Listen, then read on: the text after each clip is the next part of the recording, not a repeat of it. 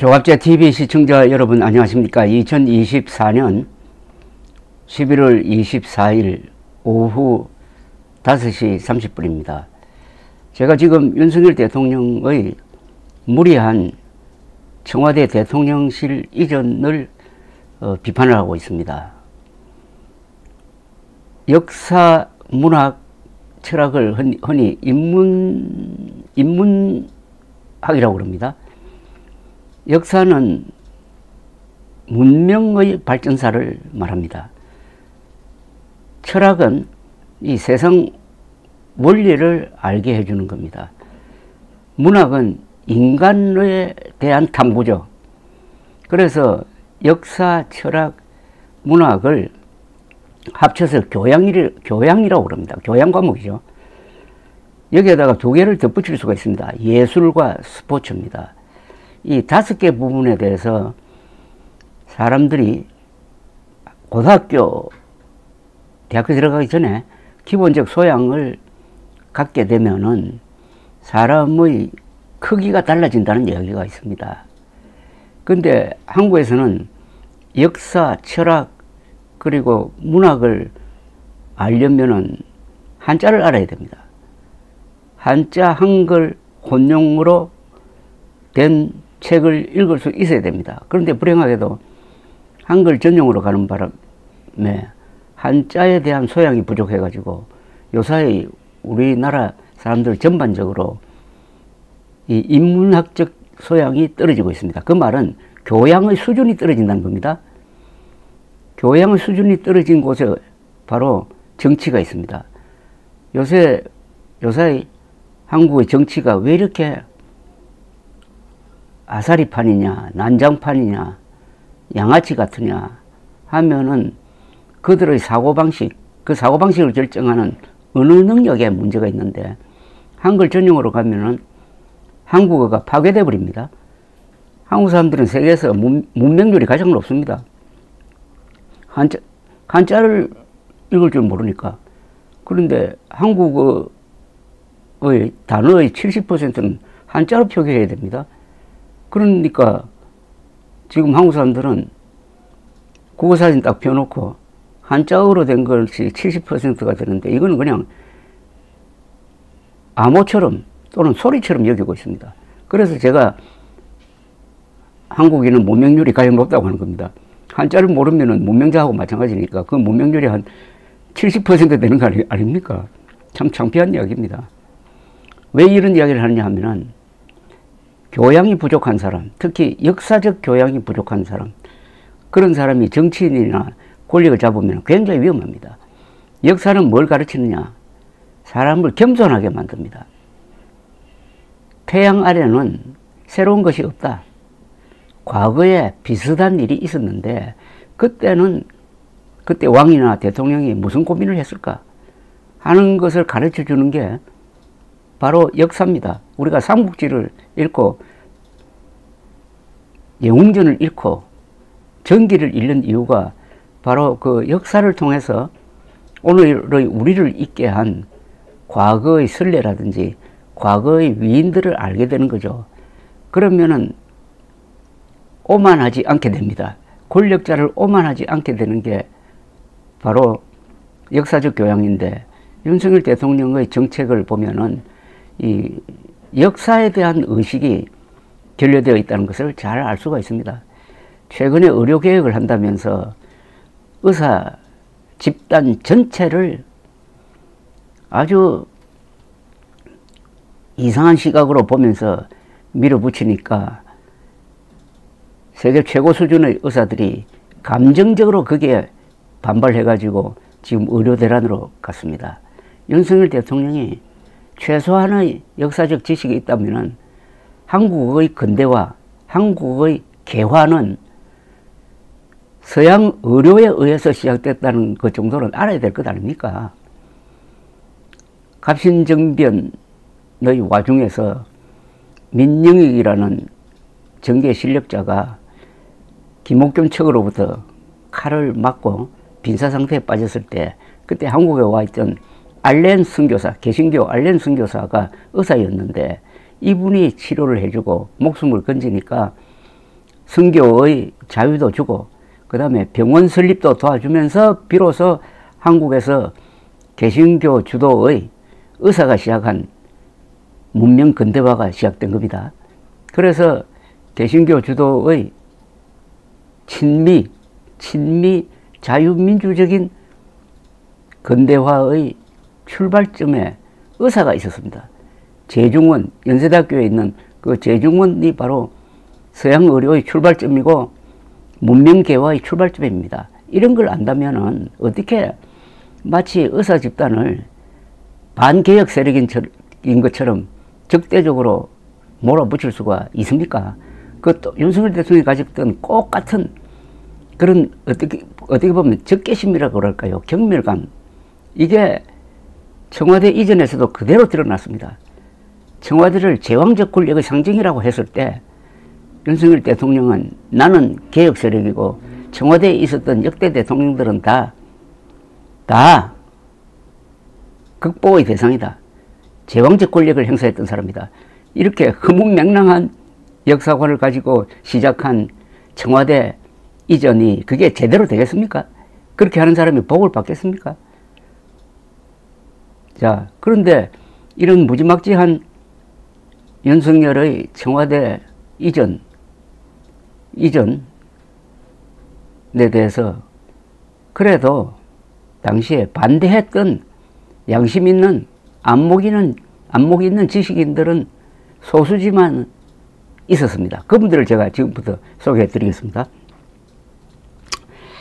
2022년 3월 20일 상암동 서울 월드컵 경기장의 설계자인 건축가 유춘서 선생이 아마도 건축가로서는 거의 유일하게 청와대 이전을 반대하는 글을 실었습니다. 공개를 했습니다. 조갑제닷컴에도 올라 있습니다.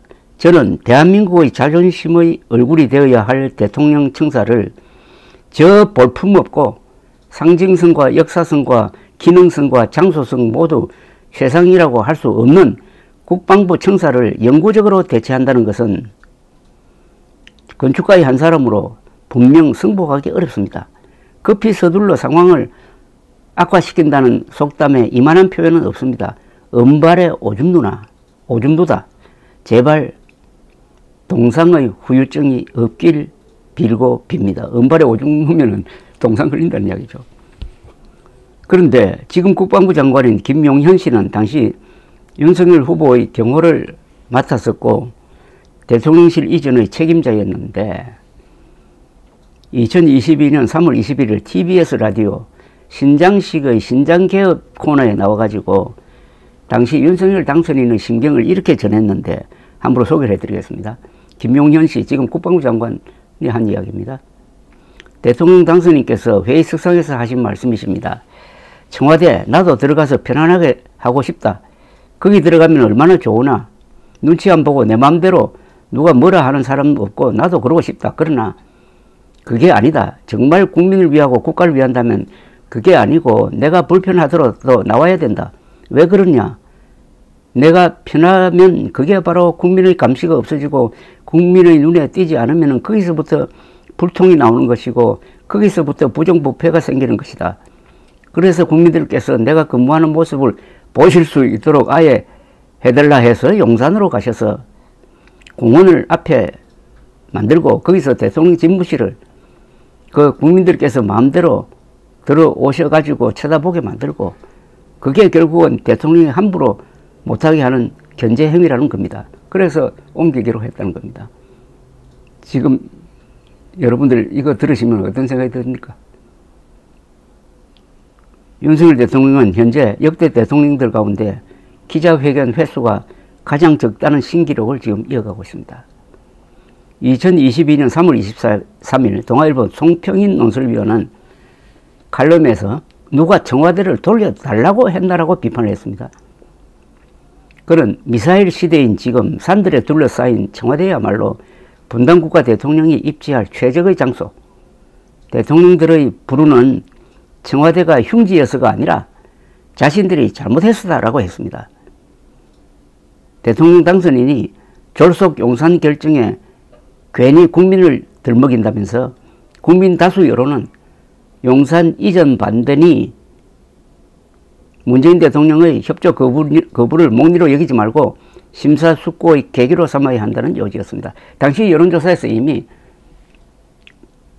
대통령부를 청와대에서 용산으로 옮기는데 반대 여론이 압도적으로 많았습니다.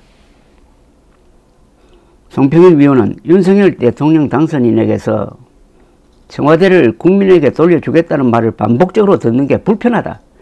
국민은 대통령에게 제왕적 통치에서 벗어나라고 했지 청와대를 돌려달라고 한 적이 없다. 그가 국민을 들먹이며 스스로 안 들어가겠다고 한 것이지 국민이 요구한 것이 아니다라면서 청와대가 공원이 되지 않아도 그 일대는 충분히 좋다. 경복궁 담벼락을 따라 청와대 정문 앞까지 올라갔다가 내려오는 길은 서울 최고의 산책길 중 하나다. 성곽길을 따라 청와대 뒤편 북악산으로 오르는 길도 잘 조성되어 있어 굳이 경복궁역에서 출발해 청와대를 관통해가지고 올라갈 필요도 없다고 했습니다. 송평일 위원은 이어서 승효상, 유홍준 씨 등 문재인의 친구들은 잘 알지도 못하면서 청와대 흉지론을 들먹였다. 청와대 옛 본관이 있던 수궁터는 예부터 길지로 꼽힌다. 그래서 일본의 조선 총독이 그곳에 관제를 지었다. 대통령 개인과 달리 대한민국은 세계에서 유례를 찾기 힘들 정도로 발전했다. 길지여서 그랬을 것이다. 아니 청와대가 흉지였다면 윤석열 대통령 생각대로 그게 흉지였으면 거기서 대통령들이 다 근무를 했으니까 대한민국은 망했을 것 아닙니까? 대한민국 발전했다는 것은 길지였다는 것 아닙니까? 물론 대한민국을 발전시키는 그 그늘에서 뭐 이승만 대통령 그리고 박정희 대통령은 말로가 불행해지기도 했지만은 그것은 대한민국 발전을 위한 오히려 희생으로 봐야지 청와대가 흉지라는 증명은 될 수 없는 거죠. 2022년 3월 25일 전 조선일보 선임기자 최보식의 언론 편집인도 비판의 가세를 했습니다. 당선 직후 이를 국정 제1과제로 만든 것은 윤 당선인의 중대한 실책이었다. 새 정권을 준비하고 국민들에게 희망을 줘야 할 가장 중요한 시기에 모든 이슈들이 여기에 파묻혔다. 용산 이전 찬반에 대해 온갖 주장과 풍수설, 음모론, 이념적 갈등이 난무하는 가운데 여론조사 결과까지 나와 기름을 붓고 있다. 라고 했습니다. 최보식 기자는 이어서 이런 상황은 윤 당선인의 오기가 자초한 것이라면서 대체 본인이 일할 집무실이 무엇이 그리 급한가? 상머슴으로 뽑히자마자 새집을 요구하고 있는 상황이다. 머슴이 그래도 되는가? 이미 주인이 정해놓은 그 집에 들어가면 될 일이다 라고 했습니다. 그는 청와대 자리는 국민의 땅이 아니었던 적이 없다. 돌려주고 말고 할 것이 아니다. 국민들이 언제 청와대를 돌려달라고 한 적이 있나? 그러니 국민들에게 돌려주기 위해 청와대를 이전할 필요가 없다라고 했었어요. 그러면서 이렇게 또 이어나갔습니다. 당선인처럼 나는 폐쇄적이고 제왕적 대통령제를 상징하는 그 공간에 들어가기 싫으니 다른 곳에 집무실을 마련하겠다고 하면은 다음 대통령은 나는 윤석열 대통령이 옮겨온 용산 집무실은 싫고 세종시에 집무실을 마련하겠다고 나올 것이다. 다시 말하면 윤 당선인은 혁명을 한 게 아니다. 0.7%포인트 표차로 당선된 5년짜리 대통령에게 국민적 합의 없이 대통령 집무실을 옮길 권한이 주어지지 않았다고 했습니다. 아주 정확한 지적입니다. 청와대를 아무나 옮기는 게 아닙니다. 반드시 이거는 어떻게 보면 이건 국민투표 사안입니다. 법률 개정 사항이기도 하고요. 근데 그것도 없이 그냥 밀어붙인 겁니다. 더불어 민간인 신분으로. 최보식 기자는 이렇게 글을 끝냈습니다. 윤 당선인은 청와대로 들어가라. 누구 말대로 귀신 나오는 것이 아니다. 이런 집무실 타령으로 임기도 시작하기 전에 국민 분열을 초래하면 안 된다. 그리고 5년 금방 지나간다. 야, 이 말은 굉장히 예언적입니다. 한번 다시 읽어드릴까요? 윤 당선인은 청와대로 들어가라. 누구 말대로 귀신 나오는 곳 아니다.